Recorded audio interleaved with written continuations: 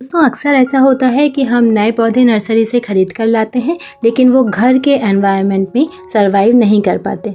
तो इसके कई कारण होते हैं। इस वीडियो में मैं आपको स्टेप बाय स्टेप सारी जानकारी दूंगी कि बहुत कम इंग्रेडिएंट से एक उपजाऊ सॉइल मिक्स कैसे बनाया जाए और किस तरह से नए पौधे को ट्रांसप्लांट किया जाए और उसकी केयर की जाए जिससे वो ट्रांसप्लांट शॉक में ना जाए। तो यहाँ हमने सॉइल मिक्स बनाने के लिए सामान जुटा लिया है। अब ये पुरानी मिट्टी ले रहे हैं हम, जो हमारे पास ऑलरेडी घर में मौजूद थी। साथ ही ये नई मिट्टी ली है जो कि हम नर्सरी से लाए हैं। दोस्तों हमेशा आप नर्सरी से ही मिट्टी लीजिए, क्योंकि उनके पास की मिट्टी उपजाऊ होती है और पानी को कम एब्जॉर्ब करती है, यानी ड्रेन आउट ज़्यादा कर देती है।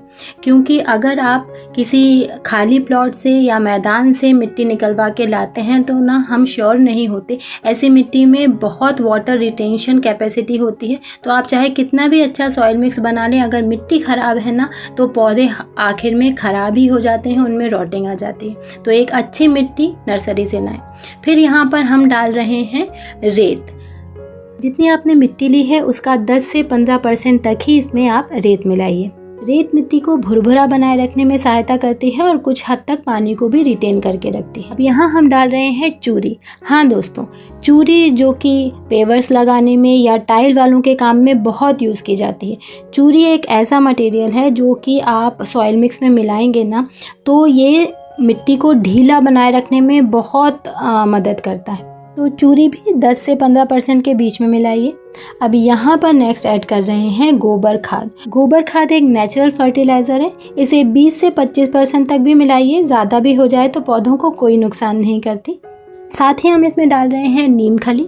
नीम खली पौधों के लिए खाद का काम तो करती ही है, साथ ही ये कीड़ों से, फंगस से पौधों को बचाती है, रूट रॉटिंग से भी बचाती है।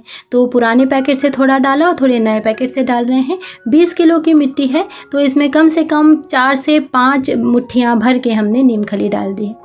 जितने भी बड़े डिगले या चंक्स होते हैं ना उन्हें तोड़कर डालिएगा, कोई भी बड़ा चंक इसमें नहीं रहना चाहिए। और उसके बाद ये सारी सामग्री को बहुत अच्छे से मिक्स कर देना है ताकि इवनली ये सब कुछ आपस में मिल जाए।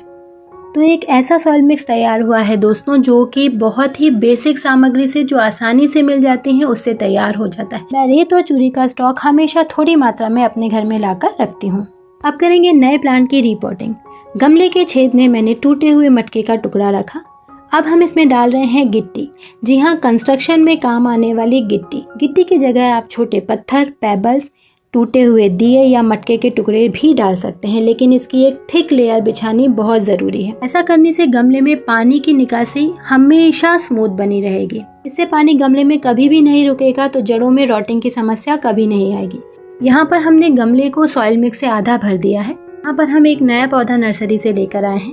कोई भी नया पौधा नर्सरी से लाने के अगले दिन ही ट्रांसप्लांट ना करें दोस्तों। उसको कम से कम 5 से 7 दिन आप अपने घर में इनडायरेक्ट सनलाइट में या इंडोर में, जैसा भी वो पौधा है उसे रखें, ताकि वो आपके घर के एनवायरनमेंट में जेल हो जाए। जिस मिट्टी में पौधा आया है उसे बने रहने दीजिए, यही उसका घर है, उसे छेड़ना नहीं है। अब मैंने पौधा रखकर देखा है, यहाँ पर हमें लग रहा है पौधा ऊंचा है, तो पौधा गमले की हाइट से 1 इंच नीचे तक रहना चाहिए। थोड़ी सी मिट्टी इसमें कम कर लेते हैं और उसके बाद इसमें हम पौधा रख रहे हैं। सही हाइट पर पौधा आ गया है। अब पौधे की मिट्टी को हल्का हल्का ढीला करना है। आप इसे हाथों की सहायता से भी कर सकते हैं या किसी औजार से भी। पौधे की जड़ को बिल्कुल नहीं छेड़ना है, हल्के हाथों से मिट्टी को उसको ढीला करना है और इसके ऊपर आपको अपनी बनाई हुई मिट्टी डाल देना है। ऐसा करने से पौधे का जो घर है, जो उसकी ओरिजिनल मिट्टी है जिसमें वो पनपा है, वो भी बनी रहेगी और नई मिट्टी के साथ उसका बहुत अच्छे से अमलगमेशन हो जाएगा। तो पौधा ट्रांसप्लांट शॉक में नहीं जाएगा। ये बहुत ज़रूरी स्टेप है दोस्तों। अब अच्छे से इसके बेस को दबा दीजिए ताकि उसकी जड़ों तक अच्छे से वो कस जाए। तो इस तरह से हमने ये पौधा तैयार कर लिया है। अब गमला स्टैंड पर इसको रख कर इसमें पानी चेक करेंगे। सबसे पहले हम पौधे को धो लेंगे अच्छे से। अभी अभी हमने इसे लगाया है तो इसकी केयर भी ज़रूरी है। इसके बाद पौधे की मिट्टी में थोड़ा थोड़ा करके पानी डालिए। देखिए जैसे मैंने यहाँ पर पानी डाला है और अब ये धीरे धीरे मिट्टी पानी को एब्जॉर्ब कर रही है। अगर आपकी मिट्टी पोरस है ना तो पानी को एब्जॉर्ब अच्छे से कर लेगी। देखिए सारा पानी इसने एब्जॉर्ब कर लिया। फिर थोड़ा पानी डालेंगे। इकट्ठा पानी बिल्कुल मत डालिए या थोड़ा सा पानी डालकर पौधे को मत छोड़िए। थोड़ा थोड़ा करके पानी डालिए। मिट्टी पानी को एब्जॉर्ब करती जाएगी जब आप फर्स्ट टाइम पानी डालेंगे। तो जब तक नीचे से पानी गमले के ना निकले तब तक इसमें थोड़ा थोड़ा करके पानी डालिए। अभी भी पानी ड्रेन आउट नहीं हुआ है, थोड़ा सा पानी और डालेंगे। कभी भी नया पौधा ट्रांसप्लांट करने के बाद उसे आप डायरेक्ट सनलाइट में या तेज़ धूप में ना रखें। हमेशा उसे इनडायरेक्ट सनलाइट में रखें ताकि वो कंफर्टेबली सर्वाइव कर जाए। 10 से 15 दिन बाद जब पौधा कंफर्टेबल हो जाए तब उसे उसके नेचुरल एनवायरनमेंट में रखिए। जैसे इंडोर प्लांट है तो इंडोर में रख सकते हैं, आउटडोर है तो आउटडोर में रखा जा सकता है। प्लांट जिस फितरत का है उस हिसाब से उसको सनलाइट दीजिए। अब ये चौथी बार हम पानी डाल रहे हैं। अब देखते हैं कि पानी नीचे से ड्रेन आउट होता है कि नहीं। पहली बार जब आप पानी डालेंगे ना तो ये प्रिकॉशंस बहुत ज़रूरी हैं। देखिए यहाँ धीरे धीरे से पानी ड्रेन आउट होना शुरू हो गया है। इसका मतलब है कि पौधे की मिट्टी नीचे तक गीली हो चुकी है, जड़ों तक पानी अच्छे से पहुंच गया है और गमले का ड्रेनेज सिस्टम भी अच्छे से काम कर रहा है। नेक्स्ट टाइम आपको जब भी पानी देना हो ना तो ऊपर से देखिए, अगर 1 इंच तक मिट्टी सूखी लगे तब ही उसमें पानी डालिए। ओवर वाटरिंग हमेशा पौधों को ख़राब कर देती है। तो मौसम क्लाउडी है, अभी मैं पौधे को बाहर रहने दूंगी। हल्की हल्की गुनगुनी धूप भी पौधे को लग चुकी है। उसके बाद मैं पौधे को इंडोर लेकर आ गई हूँ। तो ये सारे पौधे हमने ट्रांसप्लांट कर दिए हैं। ऊपर देखिए आप सनरूफ है और गमले के बगल में ही एक बहुत बड़ी खिड़की है, तो हवा और धूप दोनों का प्रॉपर अरेंजमेंट है।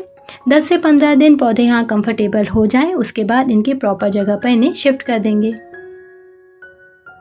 दोस्तों आज एग्जैक्टली 40वां दिन है और ये वही मेरा बर्ड्स नेस्ट सेंसेवेरिया प्लांट है। पौधे ने बहुत अच्छा ग्रोथ किया है। जो बगल में एक टाइनी सा ब्रांच हो रही थी उसने एक इंडिविजुअल प्लांट बन के निखरना शुरू कर दिया है। तो दोस्तों ये बात होती है जब आप अपने पौधे की केयर करते हैं, उसे उपजाऊ मिट्टी देते हैं और ट्रांसप्लांट शॉक से बचाते हैं तो बहुत अच्छे से ग्रो करते हैं। मैंने कुछ और भी पौधे लगाए थे, वो भी बहुत अच्छे से चल रहे हैं। तो जैसे हमें ग्रो करने के लिए एक अच्छे एनवायरनमेंट की ज़रूरत होती है ना, वैसे पौधों को भी होती है। तो दोस्तों अपना भी बहुत अच्छे से ख्याल रखिए, स्वस्थ रहिए और अपने पौधों का भी ख्याल रखिए।